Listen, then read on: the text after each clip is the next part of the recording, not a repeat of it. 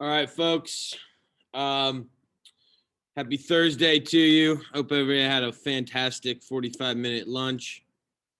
Just went and walked a mile. Pretty impressive, right? No. I'm going to. We got 19 on here. We got more people coming. Give everyone a chance here to get on.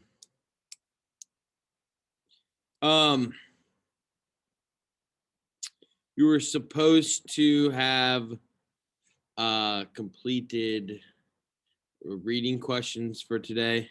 They're pretty aligned to the textbook. Hopefully, that was not too difficult. And then 37 people in 2 classes took advantage of the extra credit, so that's pretty good. I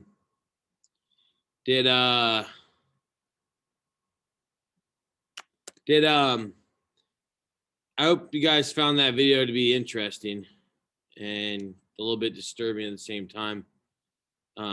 Even though it was a little animated, obviously, it's pretty intense. What the system that Leopold set up to enact the capitalistic exploitation of the Congo. Once we get later on this next semester, if we have time, we'll watch a video called Crisis in the Congo. And you can draw parallels from exactly what Leopold did to what's still happening today in the region, because there's a lot of minerals like bauxite and titanium and different materials that go into making iPhones and different tech products that are still taken out of the region. And the people there still suffer in the Congo for the most part. So live well below the poverty line. All right, we got 24. Here's what we're going to start off class with today. I'm going to share my screen. I've got a political cartoon up here, okay? Your job is to, in the chat function, preferably privately, tell me what you think is the meaning of this political cartoon, okay? I'm going to take attendance while y'all are doing this. Take a couple minutes. Some of you might know this history. Some of you may not know it. It's okay. I think you can deduce the meaning by looking at it.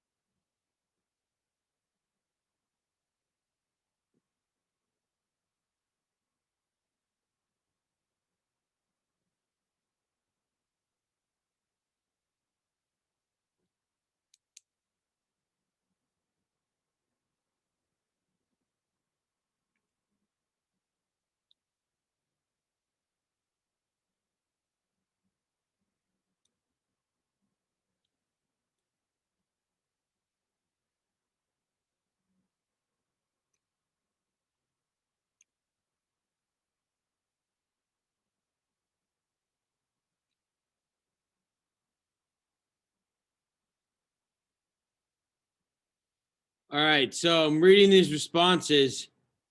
Kind of had a lot of different guesses here, or a lot of different ideas.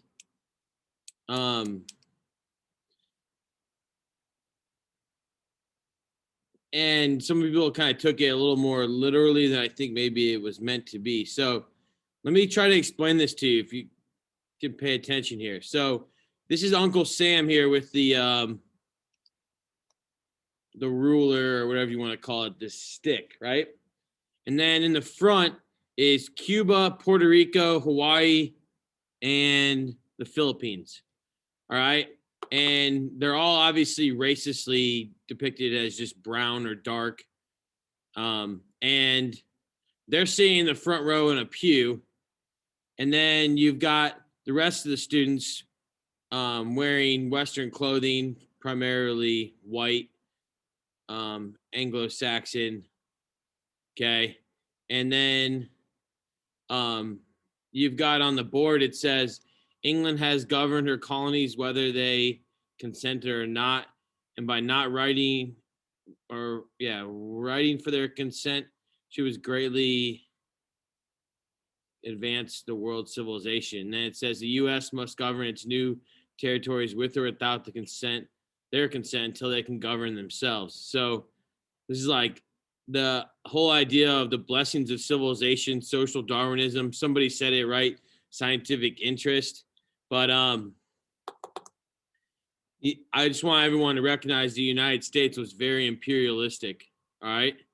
I'm going to show you something here that I'm not going to talk too much about it, honestly, because this isn't U.S. history. You'll talk about it next year. But in terms of this whole idea of imperialism, okay, maybe I pressed the button too many times. All right, here we go. Take a look at the screen real quick. Once I can get it on what I want, keep going. Okay, here we go. Take a look at the screen. I'm not sure if you guys knew this, but look at how many different islands the United States took in the South Pacific. Also, look at the Virgin Islands, Puerto Rico,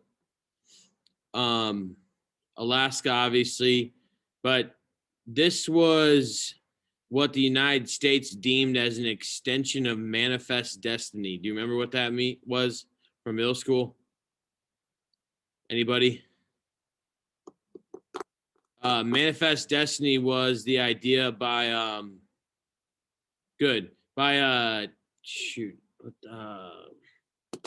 I'm blanking on the name.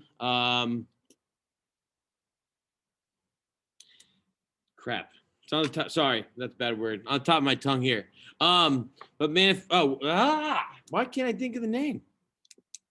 Okay, I'm blanking for no apparent reason. But the idea that the United States was destined to stretch from coast to coast, but then now, in the age of imperialism, the United States is now going to take what they deem as theirs in the Western Hemisphere. So we'll talk about this more next chapter, and the whole big stick diplomacy that the United States uses, the Roosevelt corollary, all this kind of stuff. So just wanted to kind of give you that whole idea. You know, we read about Hawaii, obviously, but you didn't necessarily read about these other island atolls that served as places for the United States to have runways for planes eventually, and places to drop goods off on their way to the Philippines, and to try to exert their influence in Southeast Asia. All right, I'm going to stop the share here and we're going to move on. So last night you were supposed to do discussion questions, okay? What I'm going to do is this. I'm going to put you into a group, okay? I'll put you into a group of 4. Between the 4 people, you are going to have 15 minutes. No, let's say 12 minutes total. I'll put a timer on. 12 minutes to go over the discussion questions, okay? There was 14 overall. as a group, you need to go over each one, talk about the answers you came up with. If you have differing ideas, norm your answers. And then after the 12 minutes is up, I'll end the breakout room and I'm going to use random.org. Everyone will have a number. And if your number is called, you have to answer the question in front of the group. Okay. If you can't, then you'll lose points on the assignment. Once we are done with that, I've got your positions or position for our discussion tomorrow and your page numbers for the chapter on Friday. Okay. All right. So the instructions are to go over the 14 discussion questions. If you forgot already, didn't do them, you better listen to your peers here and record appropriately. But I'll go ahead and share one more time, just a reminder what they look like. So if you missed one or something, you'll have a couple other people to help you. All right. That means you have almost a minute per question to discuss. So there shouldn't be one-word answers. All right. Questions, anybody? Perfect. See none. Here we go. Let's rock and roll. Breakout rooms. And I'm going to have 3 to 4 participants per room. All right, here we go. Let me make sure I like them.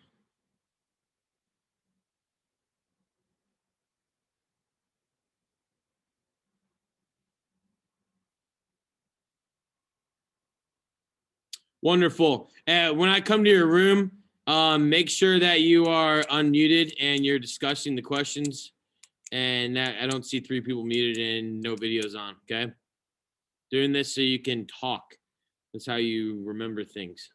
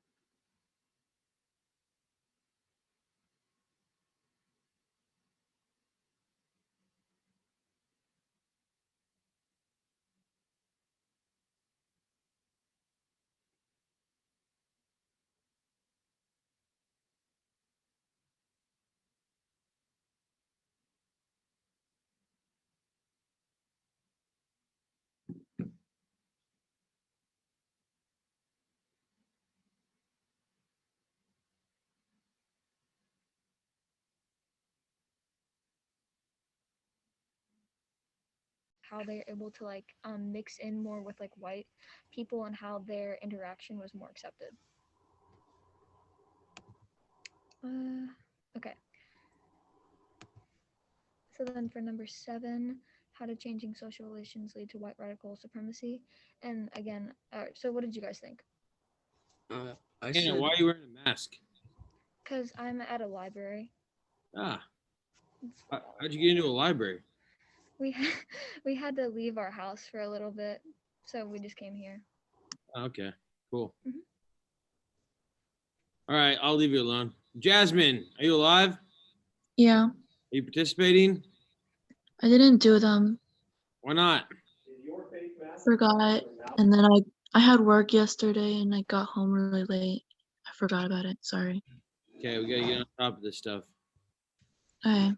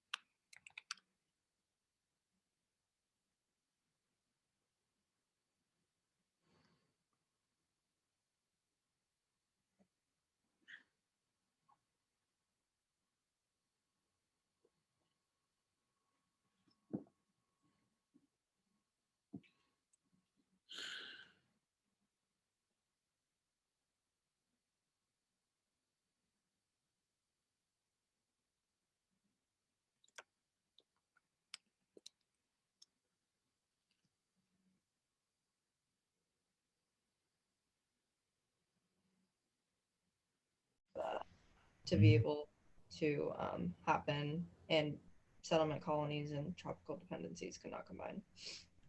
Yeah, I say the same thing as Katie, but like for the tropical, it was mostly in Africa and Asia, because well,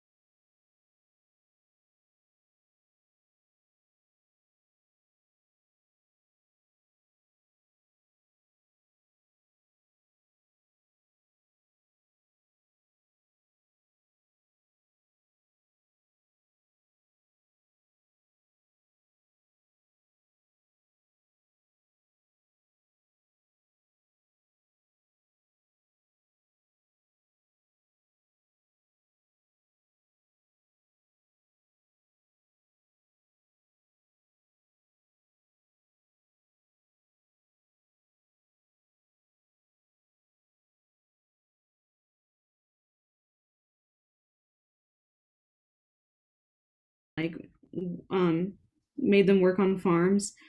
Did you put anything different?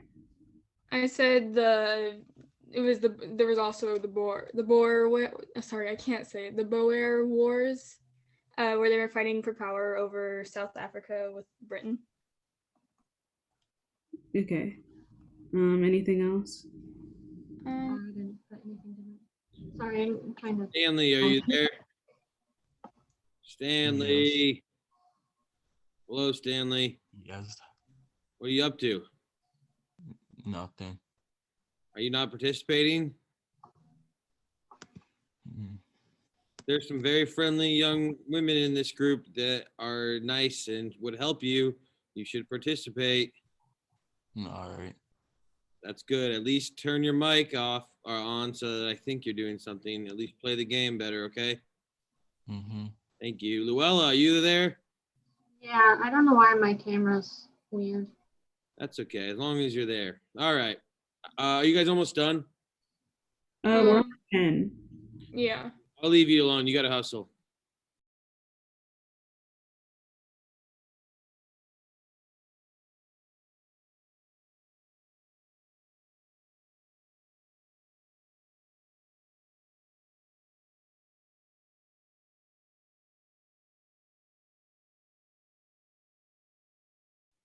Jasmine, Yeah.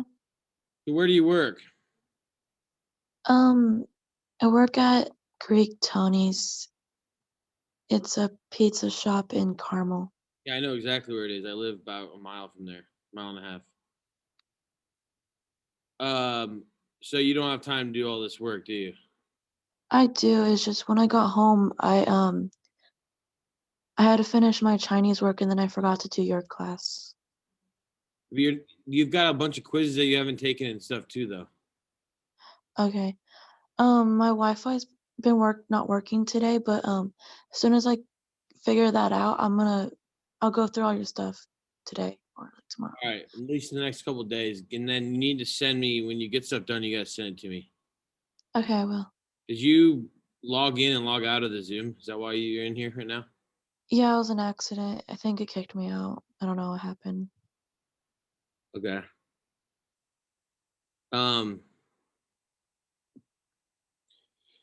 If you are having trouble keeping up with this class, you might need to take CP next semester.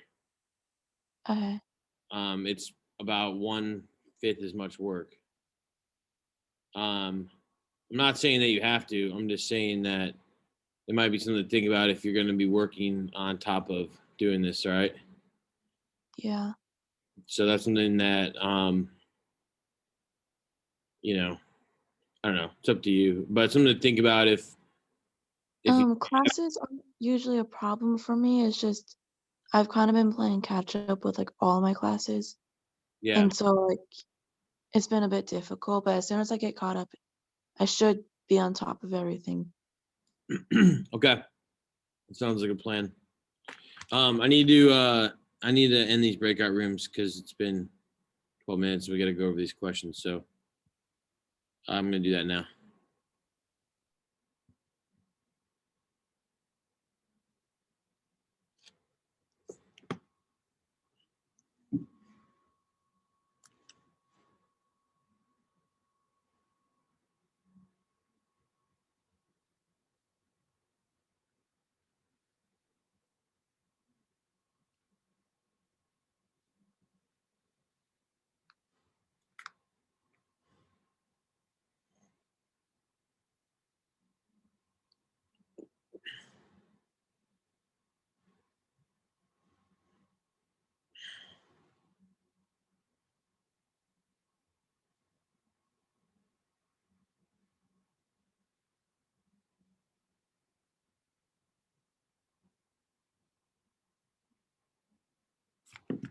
All right, got everybody back. Perfect. Here's what's gonna go on. I'm gonna try to share the screen with the appropriate, maybe just my desktop. Let's see how this works. Okay, let me stop this. Stop. Reset. Good. Okay. Does everybody see their name on the screen? You might have to like really look at it closely. Yes. Okay, so there's a number next to your name. Okay. Then on this fancy function right here called random.org, I can generate a number. Okay. So we're going to start with question number 1, which is how did industrial rivalries lead to increased imperialism? And that question goes to 3, which is Kim Aiken. Kimberly. Go ahead and take it away here.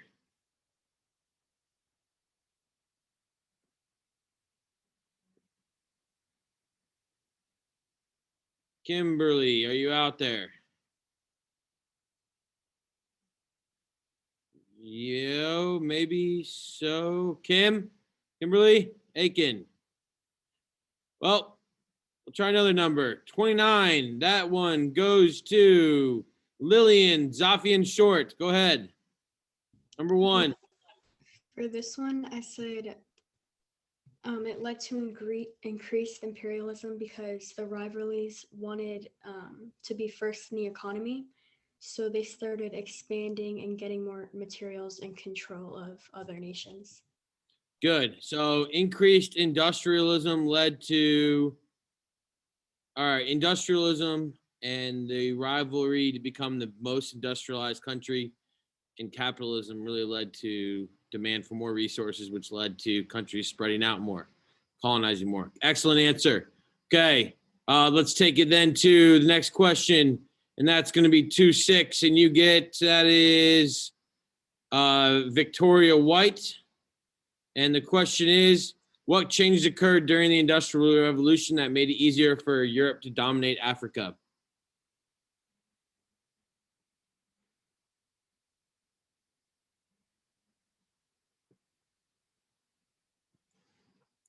Victoria White.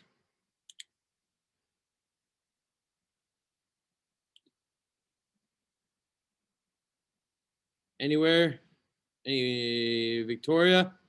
You there?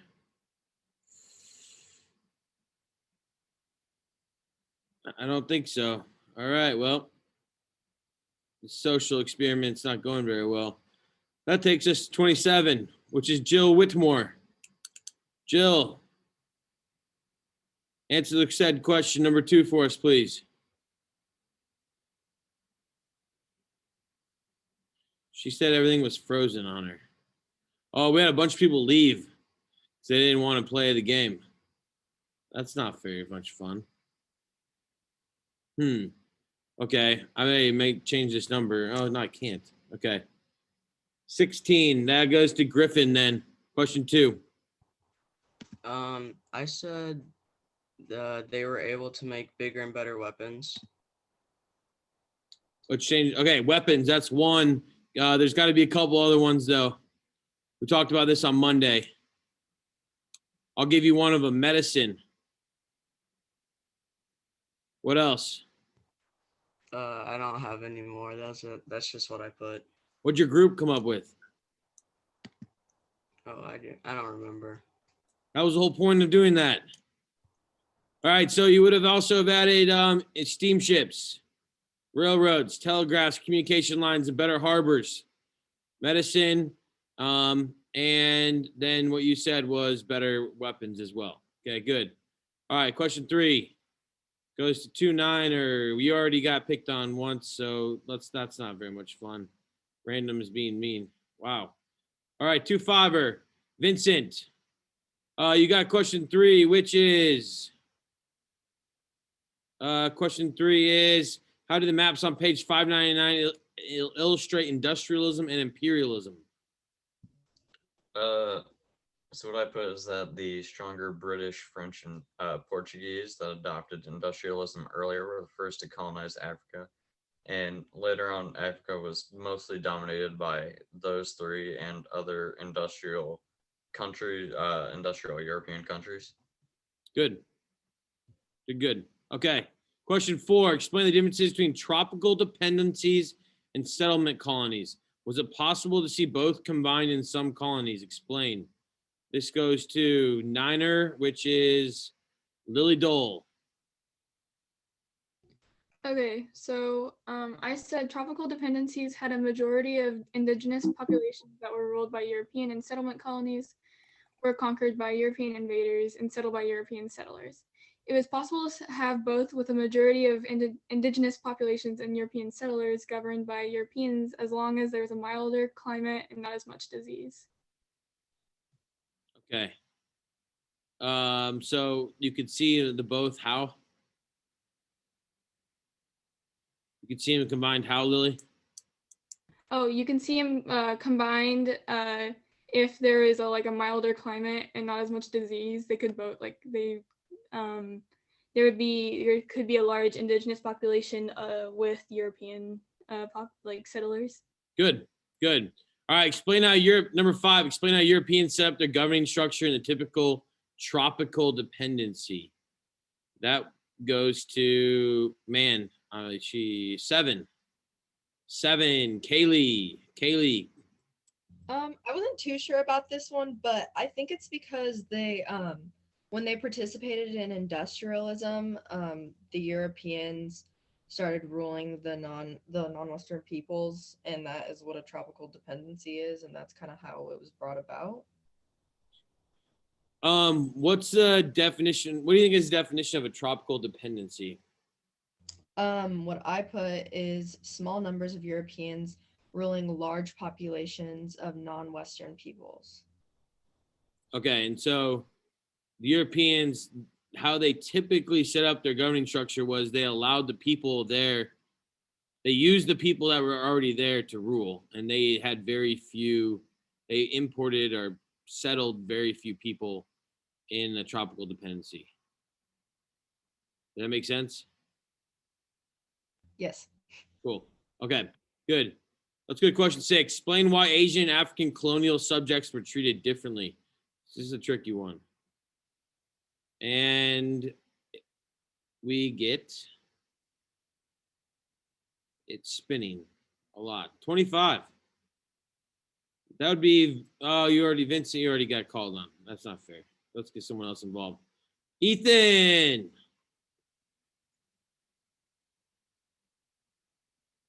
Explain why Asian and African colonial subjects were treated differently.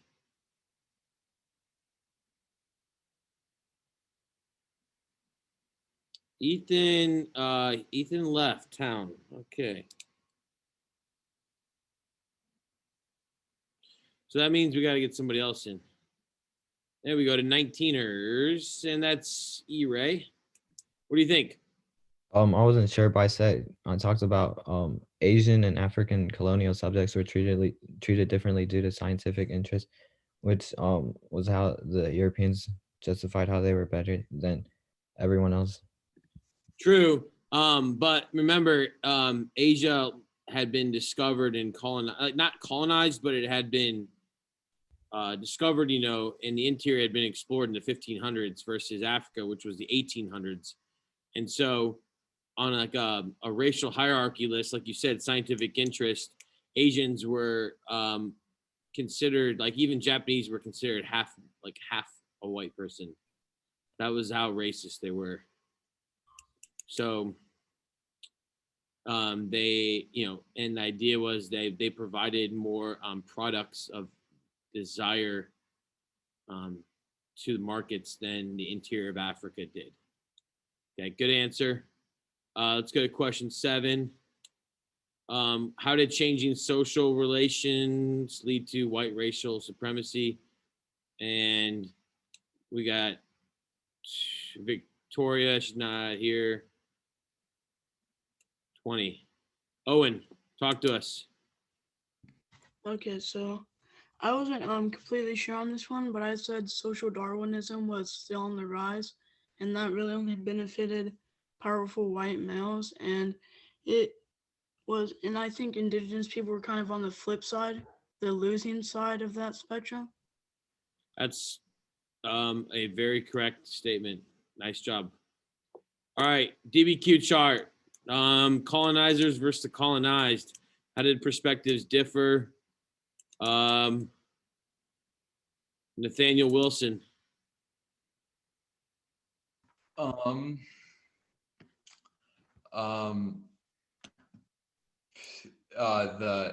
colonized people thought that they were being intruded upon, while the colonization, colonizers. Yeah. Colonizers were thought they were justified in doing what they did, and like that what they were doing was okay and that they weren't even doing anything wrong. Good. Good job. All right, 9. Name a few pros and a few cons of colonization. Jill, are you there this time? I thought I saw you back.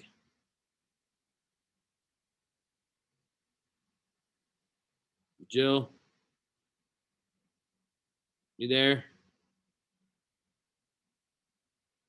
Her unmute is not working, so I don't know what's up with that. 11, Lucy Hiddle.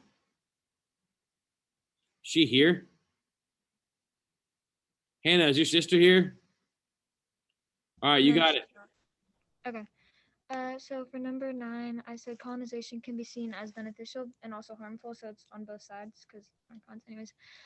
It can bring a more efficient technology in medicine, increase economic activity, and encourage and support things like education and more enlightened thinking. But on the other hand, it can cause conflict, social disorder, like the superiority of like the colonizers and creating like a toxic hierarchy, population loss through slavery and like foreign disease and famine, and then also the dilution of cultures that are being replaced by the colonizers. Good. Kind of almost identical to that slide I showed you on India. Mhm. Okay, it's kind of a metaphor for a few places, other areas around the world also that were colonized. Good job. Thank you. 9, that is question 10. Explain the Boers' occupation of South Africa prior to the British taking over. And sorry, that was 9. Lily Dole, you've already answered a question. Let's get somebody fresh. It's so random, but it keeps picking the same ones. All right, Brooke, get in the game. Come on, Brooke. Sorry, I forgot to unmute. So 10. I said, I wasn't really like quite sure about this one either, but the Boer occupation of South Africa prior to the British taking over was that they had created 2 republics in 1833. Yeah, but before the British showed up, remember they were primarily farmers and slave owners, and they enslaved the native people that they encountered. 11, how did South Africa change after the British took over? And what was their response? You kind of just answered this already. Jeez, the same numbers. 13. All right. I don't even think she's here either, Grace. 18, Jackson. That's you. I don't really know about this one, but I'm pretty sure that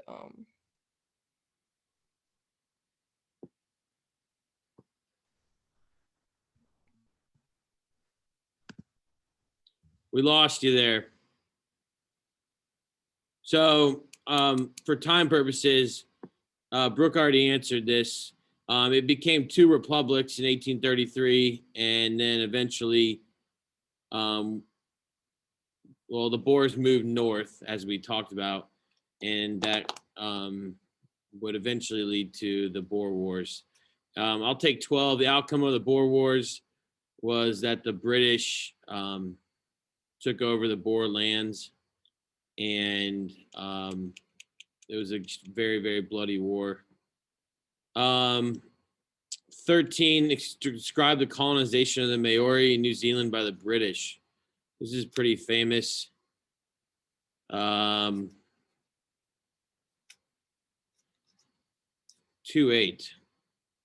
Oh, he's already answered anyways. 2-4, so he's not even here. He dipped. 17. No. 8. Luella, take one more here. Describe the colonization of the Maori in New Zealand by the British. There was a war for land, and then the British farmers and herders took over, and then the Maori, if that's what it's pronounced. Yeah. They were almost gone, but then they managed to make a comeback later. They did, and they resisted the British, and so the British had to fully occupy New Zealand, and there's still Maori culture there today because of their resistance. And then 14, how was Hawaii different than New Zealand? Disease killed off quite a few of the native Hawaiians, and they did not put up a fight against the United States as the United States basically took over the government in 1894, 1895. And Hannah, what do you want to add? Or I was just wondering because I was reading somewhere. The way that I interpreted it, I thought that like it was more embraced by the monarchs and like so like the kings and queens, and then they try to enforce it on the people, or was that because it was Of being Hawaii? enforced? Yeah. Yeah, but only until they realized what was happening, and then when they tried to fight back, the U.S. Basically put the Queen Kalani, or however you say it, under house arrest, and they just Okay. took her land. At first, it was. Okay, what we need to do here is talk about tomorrow, real quick, because that's the bell. So you see the number next to your name. If you're a 2, you're in the inner circle. If you're a 1, you're in the outer circle. Don't mess it up, because I'm gonna print this off and I'll have it ready. And I expect a much more lively discussion since I don't have to sit here and unmute the stupid computer thing over and over again. For those of the people that left earlier, didn't come to class today for various reasons, like your sister, Hannah, make sure you tell her she's a 1. It's outer circle. Someone let Grace know. Someone let Ethan know. Seems like he left early, etc. Okay. If you know someone's on here, let them know if they're a 1 or a 2. Okay. Looking forward to tomorrow. Cap off a good week. And thanks for your participation today. Everybody have a great day. Okay. All right. Bye, folks.